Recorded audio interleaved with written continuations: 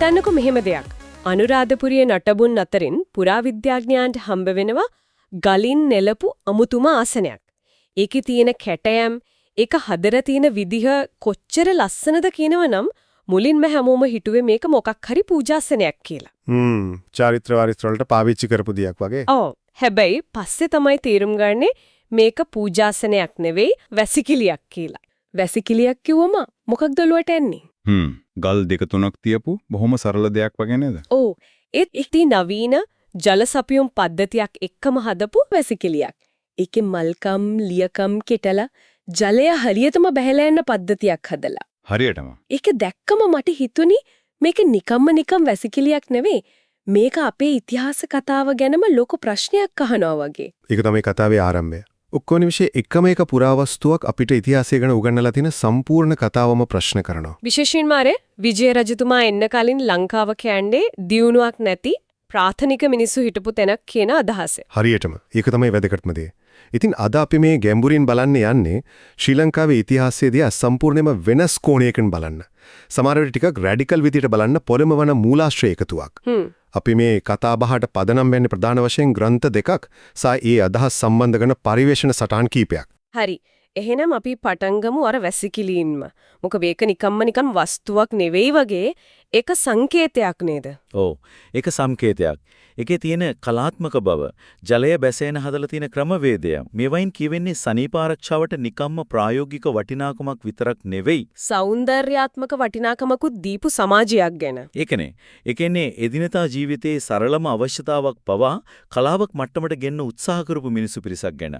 මේ වගේ දෙයක් හැදෙන්න නම් ඒ පිටිපස්සේ ස්ථාවර සමාජයක් තියෙන්න ඕන. හැබැයි මෙතන තියෙන පුදුම හිතෙනම දේ තමයි මූලාශ්‍රවල පෙන්වා දෙන විදිහට මේ තරම් වැදගත් පුරාවස්තුවක් අද තියෙන වැසට අවවට අහුවෙලා කිසිම ආරක්ෂාවක් නැතුව. ඒක හරියට අපේ ප්‍රධාන ඉතිහාස කතාවට ගැලපෙන්නේ නැති සාක්ෂි ක්‍රමානුකූලව මගහරිනවා වගේ හැඟීමක් නේද එතනින් එන්නේ. ඔය කාරණේ තමයි ජයරත්න පතිරාරච්චි මහත්මයාගේ දකුණු බුදුසිරිපතුල පිහිටි මක්කම සහ රාවණ රජුගේ සිල්ලිපි කියන ග්‍රන්ථයේ මූලිකම තර්කය වෙන්නේ.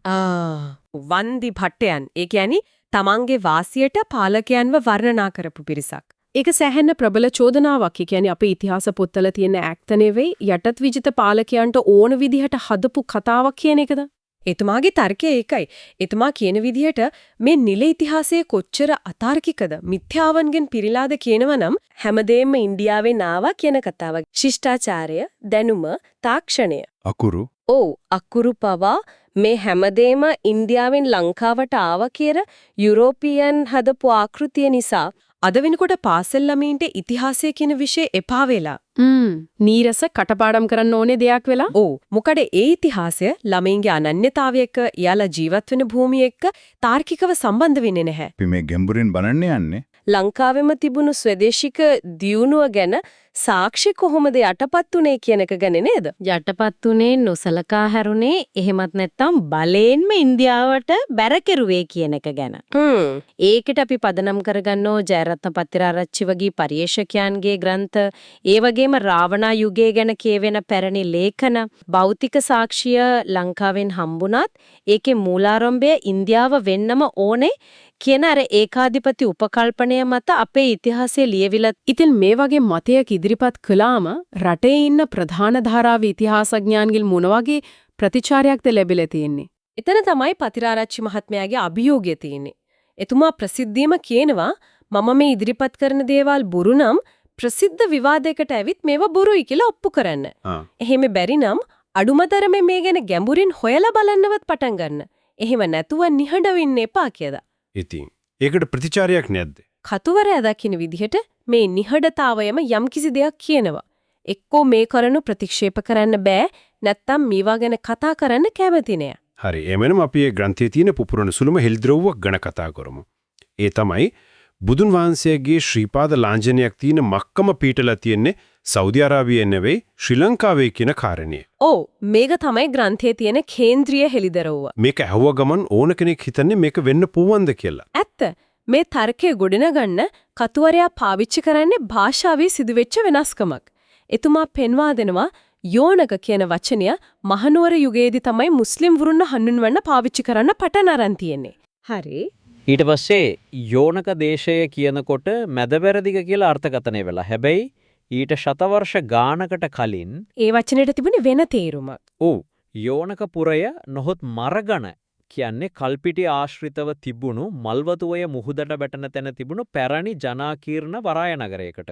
ඒ කියන්නේ වචනයක අර්ථය කාලයත් එක්ක වෙනස් වීම නිසා සම්පූර්ණ භූගෝලීය පිහිටීමක්ම වරදියට තේරුම අරගෙන කියන එකද? ඒක තමයි තර්කය. එතුමා සීගිරිගී කෝකිල සංදේශය ජනකවි වගේ පැරණි සාහිත්‍ය මූලාශ්‍ර ගණනාවක් උපුටා දක්වනවා. කෝකිල සංදේශයේ පැහැදිලිවම මරගණ නම් යොන්පුර කියලා සඳහන් වෙනවා. මරගණ කියලා යෝනකපුරය. ඒක පිහිටලා තියෙන තැන ගැන දෙන විස්තරය වර්තමාන කල්පිටිය ප්‍රදේශයට හරියටම ගැලපෙනවා. ඉතින් කතුවරේගේ තර්කය තමයි මේ යෝනකපුරය තමයි පස්සේ කාලෙක මක්කබ කියන නමින් හැඳුන්වන්නේ. එතකොට බුදුන් වහන්සේ මේ ස්ථානයට වැඩම කරලා ශ්‍රීපාදේ පිහිටුවා කියන කතාව ග්‍රන්ථයේ විස්තර වෙන්නේ කොහොමද? කතාව විස්තර වෙන්නේ මෙහෙමයි. බුදුන් වහන්සේ තෙවැනි වරට ලංකාවට වැඩම කරලා සමනල කන්දේ ශ්‍රීපාදේ පිහිටුවලා ආපහු දඹදිව බලා වඩින ගමනේදී මේ මල්වතුවේ මොයේ කටේ තිබුණු මක්කම කියන වරායට එනවා. එතනදී ඒ ප්‍රදේශය පාලනය කරපු වල්ලි කියන දීවර ප්‍රධානියෙක් බුදුන් වහන්සේගෙන් ඉල්ලීමක් කරනවා තමන්ගේ ප්‍රදේශයේ ජනතාවටත් වන්දනාමාන කරන්න ශ්‍රීපාද ලාංඡනයක් පිහිටවන්න කියලා. ඒ ඉල්ලීම අනුව තමයි අනෙක් ශ්‍රීපාදයේ දෙන පිහිටවන්නේ. ඔව්. මේක ඇත්තනම් ඒකෙන් කියවෙන්නේ ශ්‍රී ලංකාව කියන්නේ බෞද්ධ ඉතිහාසයේ නිකම් පරිවාර රටක් නෙවෙයි කේන්ද්‍රීය භූමිකාවක් රංගපාපු තැනක් කියන එක නේද? හරියටම මේක එක ස්ථානයක් ගැන ප්‍රශ්නයක් විතරක් නෙමෙයි මේක සමස්ත ආඛ්‍යානයම වෙනස් කිරීමක්. පතිරාරච්චිගේ ග්‍රන්ථයේ කියනවා කොඩ්රින්ග්ටන් වගේ අය යම් දේශපාලන අරමුණක් මත ඉතිහාසය ලියවා කියලා. මේ වගේ භෞතික සාක්ෂි ඒ අරමුණු සහගත ලිවීම් බොරු කරනවා. හරි. ඒ කියන්නේ මේක එක පුංචි උදාහරණයක් විතරයි.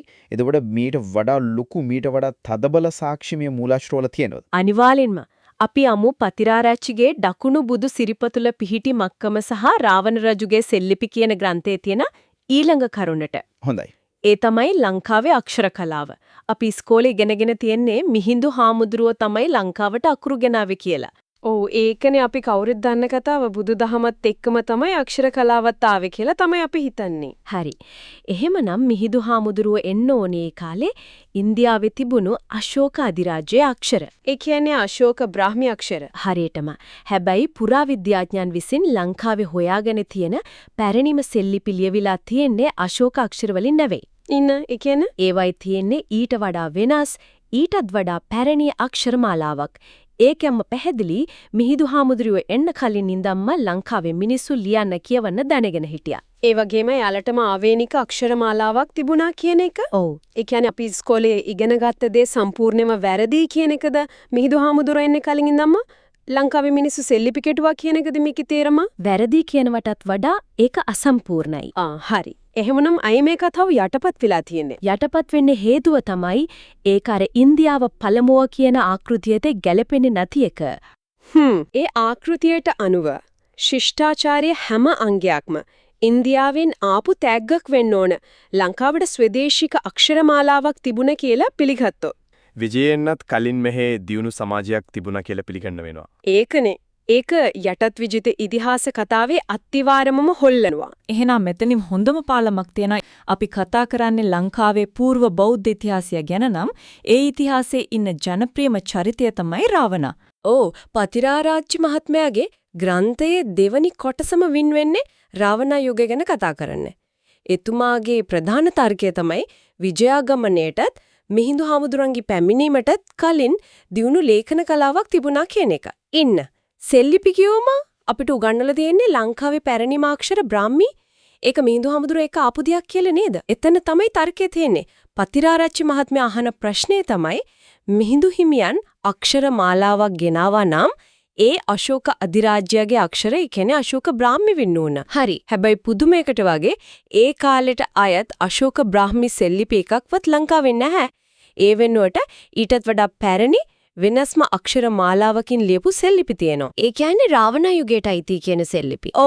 කතුවරයා කියනවා එතුමා රාවණ රජුගේ පවුලේ සමාජිකයන් ඇමතිවරුන් ගැන තියෙන සෙල්ලිපි 60කට වඩා හොයාගෙන ඒවා පරිවර්තනය කරලා තියෙනවා කියලා. ඒක ඇත්තටම පුදුම හිතන කතාවක්.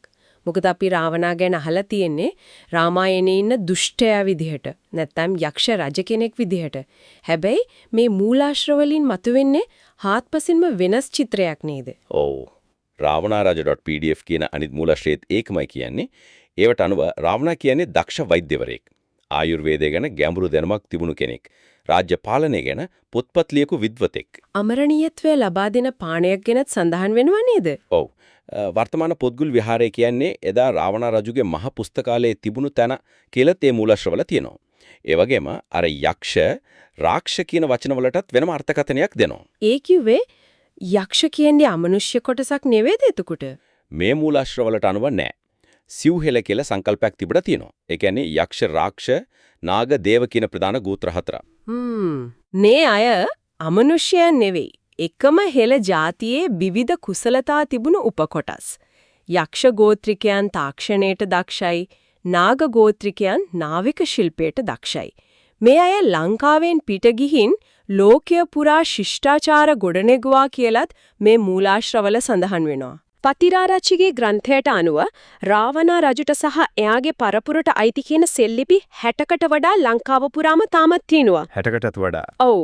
ඒත් ඒවා නිල ඉතිහාසයට එකතු වෙලා නැහැ. අපි හැමෝම දන්නේ රාමායනේන දුෂ්ට රාවණා ගැනනේ.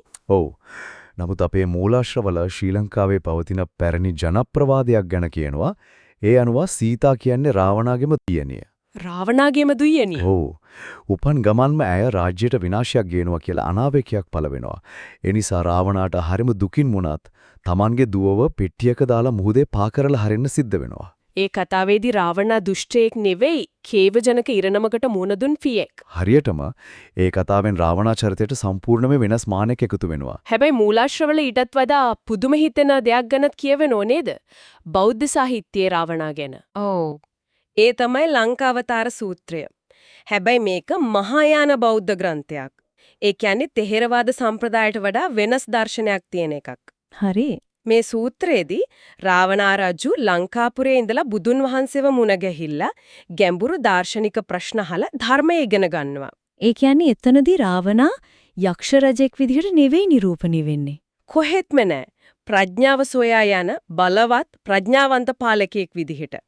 මේක රාමායනේන ප්‍රතිරූපයට සම්පූර්ණයෙන්ම පටහනි. එකම චරිතය සම්ප්‍රදායන් දෙකකදී කොයිතරම් වෙනස් විදිහට දකින්නවද කියන එක පුදුමයි. ඇත්තෙන්ම රාවණා ගැන විතරක් නෙවෙයි මේ මූලාශ්‍රවල ඊටත් වඩා විවාදාත්මක සම්ප්‍රදායික ඉතිහාසයට පයින් ගහනවා වගේ අදහසක් ඉදිරිපත් කරනවා. ඒ තමයි බුදුන් වහන්සේගේ උපත ශ්‍රී ලංකාවේ සිදු වුණා කියන මතය. ඔව්, මේ මතය ඉදිරිපත් කරන කරුණු කිහිපයක්ම ගේනවා. පළවෙනි එක තමයි සිදුහත් තවුසාට පිළිගන් වූ කිරිපිඬු. කිරිපිඬු. ඒ කියන්නේ කිරිබත්. හරියටම මූලාශ්‍රවලට අනුව කිරිබත් කියන්නේ ශ්‍රී ලංකාවටම ආවේනික අපේ සංස්කෘතියේ විශේෂ අවස්ථා සඳහාම වෙන්මුණු ආහාරයක්. ඒක ඉන්දියාවේ සාමාන්‍යයෙන් භාවිත වෙන දෙයක් නෙවෙයි. ඒකත් හිතන්න ඕන කාරණයක්. දෙවෙනි කරුණ මායා දේවිය දරු ප්‍රසූතියට Tamanගේ මව්ගම වන දෙව්දහනුවර බලා යන ගමන. කිලෝමීටර් 100 ගාණක් දුර ප්‍රවාහන පහසුකම් නැති කාලයක ගැබිනිමවකට ඒ වගේ දුෂ්කර ගමනක යෙදීමේ ප්‍රායෝගිකත්වය ගැන වුන් ප්‍රශ්න කරනවා. හැබැයි මේ කිරිපිඩු කතාව මායාදේවියගේ ගමන වගේ කරුණු හුදෙක් සානුකම්පිත සාක්ෂි විතරයි නේද? ඒක හරිව සාධාරණ ප්‍රශ්නයක්. මේ මූලාශ්‍රවල මේක ඔප්පු කළ සත්‍යයක් විදියට නෙවෙයි ඉදිරිපත් කරන්නේ. ඔවුන් කරන්නේ පිළිගත් කතාවේ තියෙන මේ වගේ නොගැලපෙන තැන් පෙන්වලා විකල්ප ගැන හිතන්න අපිට ඉඩක් හදන එක. හරි. ඒක අමතරව ඔවුන් දේශීය ජනප්‍රවාදයක් ගැනත් කියනවා. තෙල්දෙණිය ප්‍රදේශයේ තියෙන බෝරාණ විහාරස්ථානය ඒ ප්‍රදේශයේ ජනතාව අතර බුදුන් වහන්සේ උපන් ස්ථානය ලෙස සැලකෙන බව. ඉතින් මේක ඉදිරිපත් වෙන්නේ නිල ඉතිහාසයට අභියෝගයක් විදිහට. මේක ඇත්තටම හිතාගන්න තමාරුයි. අක්ෂර මහලාවක් වගේ මූලික දෙයක් යටපත් කළා නම් තව මොන වගේ දේවල් යටපත් කරලා ඇතිද? යටත් විජිත චින්තනයේ හැමතිස්සෙම උත්සාහ කළේ වැදගත් දේවල් ලංකාවෙන් ඈත් කරන්න. වැදගත් තැනක් තියෙනවා නම් ඒකේ මූලය ලංකාව වෙන්න බෑ. ඒක පිටරටක විශේෂයෙන්ම ඉන්දියාවේ හෝ මැද පෙරදිග වෙන්න ඕනේ. හරියටම ඒ මතේ තමයි ඒගොල්ලෝ හිටියේ. කනගාටුවට කරුණ තවයි අපේම ශාස්ත්‍රඥයන් පවා සෙනෙරත් පරණවිතාන වගේ පැරණි දෙවෙන්ත විද්වත්තුන්ගේ මතයන්ට අභියෝග කරන්න බයයි. ඒ නිසා ඒ පැරණි මතවාදම තාමත් අපේ සමාජයේ මුල් බැහැලා තියෙනවා. මේ මූලාශ්‍ර කරන්නේ අන්නේ බිය බින්ද දාලා අලුතින් හිතන්න පොළඹවන එකයි. ඊටත් එහා ගිය කොතරම් දේවල් යටපත් වෙලා ඇතිද? ඇත්ත. මං හිතන්නේ මේ මූලාශ්‍රවලට අනුව මේ යටපත් වුණු ඉතිහාසයේ කූට ප්‍රාප්තිය තමයි රාවණ රජු සහ එයාගේ යුගය. හරියටම රාවණ කියන්නේ මේ විකල්ප ඉතිහාස කතාවේ කේන්ද්‍රීය චරිතය. රාවණ රාජා වගේ ග්‍රන්ථවල කියවෙනවා ඒ යුගයේ තිබුණා කියන තාක්ෂණය ගැන ඇඟර කිලිපොළ යන විස්තර. දඩුමුණරය වගේ දේවල් නේද? අපි හැමෝම අහලා තියෙන දඩුමුණරය කියන්නේ ඒකෙන් එකක් විතරයි. ඊට වඩා දේවල් තියෙනවද? ගොඩක් දේවල්. දඩුමුණරය කියන එකට ඒ මූලාශ්‍රවල කියන්නේ විමාන කියලා. ඒ කියන්නේ ඒක එක ගුවන්යානයක් නෙවෙයි සමහර විට. පුද්ගලික ගුවන්යාන ජාලයක් වගේ දෙයක් ගැනයි ඒ ඉඟි කරන්නේ. පුද්ගලික ගුවන්යාන ජාලයක්. ඔව්. ඒ විතරක් නෙවෙයි. කතාව තවත් සංකීර්ණ වෙන තැනක් තියෙනවා. ක්‍රියෝෂෝඩය කියලා ග්‍රන්ථයක. ක්‍රියෝෂෝඩය? ඔව්. ඒකේ රාවණාගේ පුත ඉන්ද්‍රජිත් සඳේ ඉඳන් ලේසර් අවි වගේ ආයුධ පාවිච්චි කරපු හැටි ගැන සඳහන් වෙනවා කියලත් මේ මූලාශ්‍රවල කියවෙනවා. ඉන්න පොඩ්ඩක් ඉන්න. සඳේ ඉඳන් ලේසර් අවි. ඒක නම ඇත්තරම විද්‍යා ප්‍රබන්ධයක් වගේනේ ඇහෙන්නේ. ඔව් මෙතනදී අපි පැහැදිලිව තේරුම් ගන්න ඕන දෙයක් තියෙනවා. මේ මූලාශ්‍රවල තියෙන සමහර කරුණු නූතන විද්‍යාවේ දෘෂ්ටි කෝණයෙන් බැලුවම විද්‍යා ප්‍රබන්ධ වගේ පේන්න පුවන්. හරි. අපි මෙතනදී කරන්නේ ඒක ඇත්තද නැත්තද කියලා විනිශ්චය කරන එක නෙවෙයි. ඒ මූලාශ්‍රවල මොනවල කියවෙන්නේ කියන එක සහ ඒකෙන් ගම්මේ වෙන අතිශය දියුණු තාක්ෂණයක් තිබුණා කියන අදහස ගවේෂණය කරන එකයි. අග්නිමාලා කියලා තවත් ග්‍රන්ථයක පුපුරණ ද්‍රව්‍ය ගැන තිබුණා කියලාත් කියවෙනවා. පුද්ගලික ගුවන්යාන, ලේසාවි, පුපුරණ ද්‍රව්‍ය. මේ කතාව ලංකාවට විතරක් සීමා වුණ එකක් නෙවෙයි වගේ. මම දැක්ක සමහර මූලාශ්‍රවල මෙක්සිකෝවේ මායා ශිෂ්ටාචාරය ගැන සඳහනක් තියෙනවා. ඔව්. ඒක තමයි මේ තර්කයේ පුළුල්ම පැතිකඩ. සමහර මූලාශ්‍රවලට අඳුව මායා ශිෂ්ටාචාරය ගොඩනැගුවේත් මායා දානව කියන කෙනාගේ මූලිකත්වයෙන් ගිය හෙළයන් පිරිසක්. ඇත්තටම. ඉතින් මේ මූලාශ්‍ර ඉදිරිපත් කරන්නේ නිකම්ම වෙනස් ඉතිහාසයක් නෙවෙයි. මුළු ලෝක ඉතිහාසයම ලංකාව වටා කේන්ද්‍රගත වුණු චිත්‍රයක්. ඒක නිකම්ම අපිත් දියුණුයි කියනවට වඩා ගොඩක් එහාගේ තර්කයක්. එහෙමනම් මේ කියන විදිහට මේ තරම් දියුණු තාක්ෂණයක් මේ තරම් ගෝලීය බලපෑමක් තිබුණා නම් ඒ හැම දෙයකම මොකද වුනේ? ඒ දැනුම කොහොමද නැති වුනේ? ඒකටක් මේ මූලාශ්‍රවල පැහැදිලි කිරීම තියෙනවා. ඒක එක සිදුවීමකින් වුණු දෙයක් නෙවෙයි සිදුවීම් මාලාවක ප්‍රතිඵලයක්. ප්‍රධානම සිදුවීමක් තමයි කාලිංගමාග ආක්‍රමණය. ඒ වෙලාවේ පොත්ගුල් විහාරය වගේ පුස්තකාලයවල තිබුණු අති විශාල පොත්පත් සම්භාරයක් සම්පූර්ණයෙන්ම විනාශ කරනවා.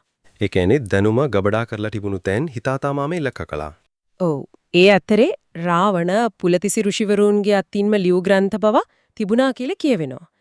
ඒක හරියට රටක මොලේම ගලවලා විනාශ කරනවා වගේ වැඩක්. ඊට අමතරව තව දේවල් වුණාද? ඊටත් වඩා ගැඹුරු කතාවක් තමයි නාලන්දා ගෙඩිගිය ගැන කියවෙන කතාව. මේ මූලාශ්‍රවලට අනුව නාලන්දා ගෙඩිගිය කියන්නේ පැරණි ලංකාපුරයේ මධ්‍ය ලක්ෂ්‍ය. ඒ කියන්නේ රටේ බල කේන්ද්‍රය. හරියටම. ඒ ස්ථානීය අතිවිශාල ශක්තියක් ගැබ් වෙලා තිබුණා කියලා විශ්වාසයක් තියෙනවා. ඉතින් ඒ ශක්තිය නැතිකරන්න ඒකට ප්‍රතිවිරෝධී ජල ශක්තියක් යොදවන්න මුල් නාලන්දා ගෙඩිගිය තිබුණු තැනම බෝවතැන්ද ජලාශය හදන්න සැලසුම් කළා කියන මතයක් තියෙනවා. ඒ කියන්නේ අදාදී දකින්න නාලන්දා ගෙඩිගය ඒකේ මුල් තැන නෙවෙයිද තියෙන්නේ? මේ මූලාශ්‍රවලට අනුවේ නෑ. අද තියෙන නාලන්දා ගෙඩිගිය කියන්නේ මුල් තැනින් ගලවලා අඩි 25ක් තීරක විතර උඩින් වෙන තැනක නැවත හදපු එකක්. ඒකින් මොකද වෙන්නේ? ඒක හරියට පරිගණකයක මදබෝඩ් එක ගලවලා පවර් සප්ලයි එක නැති තැනක හයි කරනවා වගේ වැඩක්. ඒ ස්ථානයේ තිබුණා කියන මුල් ශක්තිය සම්පූර්ණයෙන්ම අක්‍රිය කිරීම. ඒකත් මේ දැනුම් පද්ධතිය විනාශ කිරීමේ කොටසක්. ඇත්තටම මේ කතා කරපු හැම දෙයක්ම එකට ගත්තම පේනවා මේ මූලාශ්‍රය සියල්ලම එක හඬින් කියන්නේ ලංකාවේ ඉතිහාසය ගැන අපි ඉගෙන ගන්න ප්‍රධාන කතාවක්. ඒ කියන්නේ ඉන්දියාවෙන් ආපු ආර්යයන්ගෙන් ශිෂ්ටාචාරය පටන් ගත්තා කියන කතාව. ඔව් ඒ කතාව යටත් විජිත යුගයේදී ඔවුන්ගේ න්‍යායපත්‍රයට ගැලපෙන විදිහට හිතාමතාම නිර්මාණය කරපු එකක් කියලයි. ඒකෙන් මෙරට ස්වදේශික ශ්‍රේෂ්ඨත්වය යටපත් කරලා තියෙනවා. හරියටම. අපි පටන් ගත්තේ අනුරාධපුරයේ වැසිකිළියෙන්. ඊට පස්සේ අපි කතා කළා పూర్ව විජය සෙල්ලිපි ගැන. වැරදියට හඳුනාගත්තා කියන මක්කම ගැන. සහ අවසානයේ රාවණාගේ තාක්ෂණික උරුමය ගැන. මේ හැම සාක්ෂියක් මේකට එකතු වුණාම මේකෙන් කියවෙන්නේ අපි මුතුන් මිත්තන් සතුව තිබුණේ ගොඩනැගිලි හදන තාක්ෂණයක් විතරක් නෙවෙයි භූවිද්‍යාව, තරංග, කම්පන පිළිබඳව අතිශය දියුණු දැනුමක් කියන එක. ඇත්තම. ඒක ඉංජිනේරු ශිල්පය ගැන අපි හිතන විදිහම වෙනස් කරනවා. ඉතින් අද අපි කරපු මේ ගවේෂණයෙන් පැහැදිලි වෙන ප්‍රධානම දේ තමයි අපේ ඉතිහාසය ගැන අපි දන්නවා කියලා හිතන දේ ඇත්තටම යම්කිසි කාලයක යම්කිසි කණ්ඩායමක් විසින් අර්ථකථනය කරපු කතාවක් විතරක් වෙන්න පුළුවන් කියන එක. මුල් කාලීන පරිවර්තනවල ඇති වූ දෝෂ, ඒවට බලපෑ ආකල්ප, සම්ප්‍රදායික කතාවට අභියෝග කරන විකල්ප ජනප්‍රවාද. සහ මේ වගේ සම්පූර්ණයෙන්ම අතුරුදන් වෙලා ගියපු දැනුම් පද්ධති. මේ හැමදේම අපිට අභියෝග කරනවා අපි දන්න දේ ගැන නැවතවරක් තවත් ගැඹුරින් හිතන්න. ඇත්තමන. විශේෂයෙන්ම අර දාගැබ් සහ වැව අතර තිබුණා කියන අනුනාද තාක්ෂණය වගේ දෙයක් ගැන හිතනකොට ඒකෙන් මතුවෙන්නේ එක ප්‍රශ්නයයි. ඒ මොකක්ද? අපේ මුතුන් මිත්තන් සතුරු තිබුණු. නමුත් කාලයාගේ වෑමින් ආක්‍රමණ නිසා නැත්තම් අපේම නොසලකිලිමත්කම නිසා අපිට සම්පූර්ණයෙන්ම අමතක වෙලා අහිමි වෙලා ගියපු තවත් කොයිතරම්නම් දියුණු දැනුම් පද්ධති තියෙන්නට ඇත්ද. මේ හැම සාක්ෂියක් මේකට එකතු වුණාම එකම නිගමනයකට තමයි එන්න වෙන්නේ. ඒ තමයි මෙරට පවති දියුණු ස්වදේශික ඉතිහාසයක් සම්පූර්ණයෙන්ම නොසලකා හැර ඒ මත වෙනත් ඉතිහාසයක් බලහත්කාරයෙන් ලියා ඇති බව. ඒ ඉතිහාසයේ ලියවිලා තියෙන්නේ අර භෞතික සාක්ෂි ලංකාවෙන් හමුවත් එහි මූලාරම්භය ඉන්දියාව විය යුතුමයි කියන වෙනස් කරන්න බැරි ඒකාධිපති නීතිය මත. ඒක තමයි හරය. ඉන්දියාවේ ඉතිහාසයේ හිඩස් තියෙන තැන් පුරවන්න පවා ලංකාවේ තිබුණු සාක්ෂි අරගෙන ඉන්දියාවට ආරෝපණය කරපු අවස්ථා ගැන මේ මූලාශ්‍රවල කතා කරනවා. ඒ කියන්නේ ඒගොල්ලන්ගේ ආකෘතියට ගැලපෙන්න. මොකද ඒගොල්ලන්ගේ යුරෝපීය ආර්ය ආකෘතියට අනුව ශිෂ්ටාචාරය ගලාගෙන එන්න පුළුවන් එක පැත්තකට විතරයි. ඉන්දියාව සිට ලංකාවට කවදාවත් අනෙක් පැත්තට වෙන්න බෑ. ඒක ඒගොල්ලන්ගේ ලෝක දැක්ම. මේ සියලු කරුණු එක්ක අවසාන වශයෙන් හිතන්න දෙයක් ඉතුරු වෙනවා. මූලාශ්‍රවල සඳහන් වෙනවා රාවණා මියගොස් නැති නමුත් සිහිසුන්ව ඉන්නවා කියලත් යම් දවසක නැවත පැමිණෙනවා කියලා ජනප්‍රවාදයක්. ඒ වගේම පතිරාරච්චිගේ ග්‍රන්ථයේ බලධාරීන්ට අභියෝග කරනවා එක්කෝ තමන්ගේ මතවාදය සත්‍යයි කියලා පිළිගන්න නැත්නම් ඒවා අසත්‍යයි කියලා විද්‍යාත්මකව ඔප්පු කරන්න කියලා. මේ කරුණු දෙක එකට තියලා බැලුවම මේ මූලාශ්‍රහන්නේ ඉතිහාසය ගැන ප්‍රශ්නයක් විතරක් නෙවෙයි. ඒක වර්තමානයට කරන ඍජු අභියෝගයක්. සමහර විට ඒ දැනුමේ රහස් තවමත් අපේ අස්පනා පිටම තියෙනවා වෙන්න පුරුවන්. පැරණි නටබුන් අතරේ පරණ ගල්පුවර උඩ ඒව දිහා අලුත් විද්‍යාත්මක ඇසකින් විවෘත මනසකින් බදනකම් සැඟවිලා තියෙනවා වෙන්න පුරුවන්. ඒ කියන්නේ ඒගොල්ලෝ අහන ප්‍රශ්නේ මෙන්න සාක්ෂි මෙන්න තර්ක මේවා වැරදි නම් ඒක විද්‍යාත්මකව ඔප්පු කරන්න. එහෙම නැත්නම් මේ සිහිසුන්ව ඉන්න ඉතිහාසය අවදි කරන්න ඉඩ දෙන්න. ඒක තමයි මේ මූලාශ්‍ර වලින් එන නියම අභියෝගය. ඉතින් අපි අහන්න ඕනේ ප්‍රශ්නේ තමයි මෙහෙම සිහිසුන් වෙ තියෙන ඉතිහාසය යම් දවසක ඇත්තටම අවදි වුණොත් මොනවා වෙයිද?